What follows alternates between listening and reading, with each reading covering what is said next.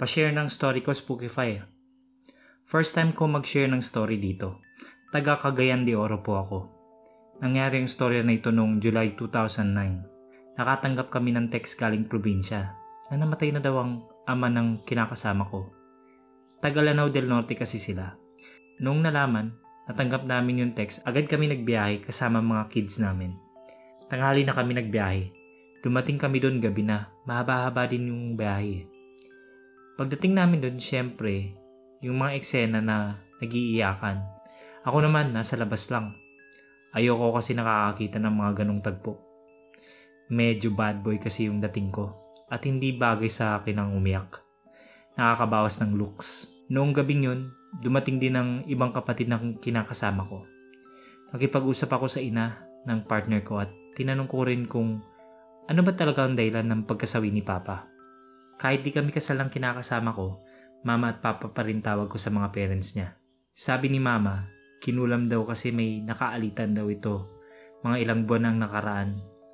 Tinanong ko rin kung ano yung dahilan kung bakit niya nakaalitan at ang sagot niya tungkol daw sa isang chainsaw na pinapaarkilahan ni Papa. Pero yung nag-aarkila daw, ginagancho lang daw si Papa kaya binawi niya yung chainsaw niya at di na pinaarkilahan. Dahil yun lang daw yung kinakabuhayan nila sa pangangahoy sa bundok. Simula nun, bigla na daw nagkasakit si Papa at ilang buwan daw ito pabalik-balik sa ospital. Hanggang sa pinatingnan sa Binisaya. Manggagamot o witch doctor yun. Kinulam daw si Papa nung kagalit nito. Ilang buwan na gamutan pero yung pagkulam, sige pa rin. Hindi rin tumitigil hanggang sa sumurrender na si Papa.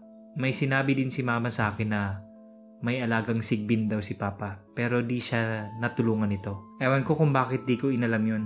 Siyempre nawiwirduhan na ako pero sabi ni Mama, bago daw malagutan ng hininga si Papa, sinabi niya ibuka yung palad ni Mama at may iluluwa siya na sasaluin kapag lumabas na sa bibig niya pero natakot si Mama at di daw niya ginawa. Dinaan pa nga niya sa joke na baka plema lang daw 1 week yung burol ni Papa at nung last vigil, doon ako humiga sa kwarto kung saan nalagutan ng hininga si Papa. Ewan ko ba, para bang may nag-udyok sa isip ko na humiga doon kasi ang daming tao sa sala at labas at ilang araw din akong walang tulog kaya ang katawan ko pinapahinga ko muna. Maingay sa labas kasi may nagiinuman, nagbabara, hindi ko na namalayan na nakatulog na ako. Tulungan mo ko. Nagpakita sa panaginip ko si Papa, tinatawag niya pangalan ko at gusto niya ng tulong. Hindi ako natakot kahit alam kong patay na siya. Sinabi ko lang, anong magagawa ko para tulungan siya?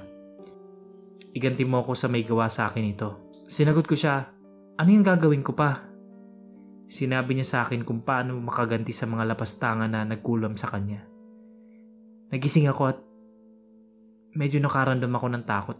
Hindi dahil sa napanaginipan ko kundi dun sa pinapagawa niya. Nung umagang yun, hindi ako mapakali, parang naririnig ko pa ulit-ulit yung sinasabi ni Papa sa panaginip ko.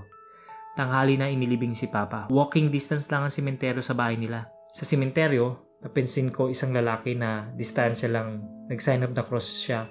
Tinapik niya yung lupa. Nakita ko at lahat ng kapatid ng partner ko yung ginawa ng taong yun. Siyempre alam na namin na siya talaga ang nagpakulam dahil siya yung nakaalitan ni Papa nung buhay pa ito. So fast forward tayo. Nasa bahay na kami at yung nagiinuman kami ng mga kamag-anak ng partner ko. Kahit isa, wala akong sinabihan sa napanaginipan ko, kahit ang partner ko. Nasa isip ko lagi yung pakiusap ni Papa paulit-ulit. Nung gabi na yon, 11 PM, habang natutulog kami, ginising ako ng isang boses. At boses ni Papa yon. Gusto niya akong lumabas ng bahay kaya kinuha ko yung yosi ko at nagsindi pa palabas ng bahay. Umupo ako sa labas at kinausap ko siya. Sa isip ko. Sabi niya, sundan ko daw yung alaga niya na nasa ibabaw ng puno ng guyabano na nasa harap lang ng bahay nila. Pagtingala ko, meron ako nakikita na hindi ko maintindihan. Aso ba o kambing? Ang laki ng tenga at kulay dilaw yung mata. First time ko makakita ng nilalang na ganun. Hindi ako natakot, alam kong hindi niya ako sasaktan at kung sasaktan niya ako, magkakamatayan na pero makikipagsabayan talaga ako. Nagulat lang ako nung lumipad dito sa ibang puno at sinundan ko na kung saan direksyon ito papunta. Napansin kong papuntang sementeryo. Shit, paubos na yung yosi ko at kumuha ulit ako sa bulsa ko at nagsindi. Sinusundan ko pa rin yung nilalang na palipat-lipat lang sa mga puno. Hindi siya bumababa sa lupa hanggang sa makarating na ako sa puntod ni Papa at narinig ko naman yung boses ni Papa. Gusto niya sabihan ko daw siya sa isang dasal na Latin at sindihan ko daw yung patay na kandila na nasa ulo na ng puntod niya. Ginawa ko lahat ng mga sinabi niya kahit di siya nagpapakita sa akin. Okay lang, mas mabuti na ganun dahil baka mabigla ako at madidistract lang yung pinapagawa niya. Eksaktong 12 AM, tinitingnan ko cellphone ko. Habang sumasabay ako sa Latin na dasal, hindi ko man naiintindihan na memorize ko kaagad. Paulit-ulit lang kasi. Nung natapos yun, inutusan niya ako na kumuha ng isang bulaklak na nakapatong sa puntod niya at kailangan ko daw kumuha ng 2 pang bulaklak sa mga nasa paligid ng mga puntod. Siyempre nagpaalam ako sa mga nakalibing, doon na hihingi lang at napagutusan lang. So 3 bulaklak ang nasa kamay ko at sabi niya, ipahid ko daw sa lapida niya na dapat sign of cross. Ginawa ko kaagad at sunod niyang sinabi, puntahan ko daw yung bahay na nagpakulam sa kanya. Kapitbahay lang naman nila kaya agad-agad kong pinuntahan. At yung nilalang parang naging bantay ko siya na sumusunod sa akin pero sa itaas pa rin siya ng mga puno, palipat-lipat. Nung makarating na ako sa harap ng bahay ng mga salarin, pumasok ako sa bako nila. Para akong akyat bahay.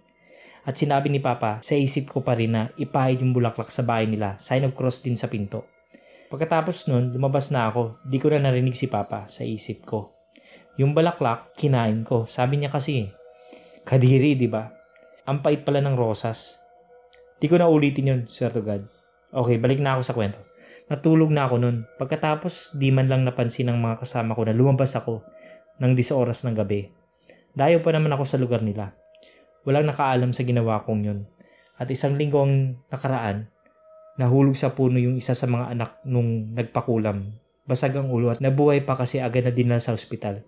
Pero 1 buwan lang tinagal ng buhay niya. Nakaligtas siya sa disgrasya pagkahulog pero nagkasakit ito maluba, nagsuka at nagtae.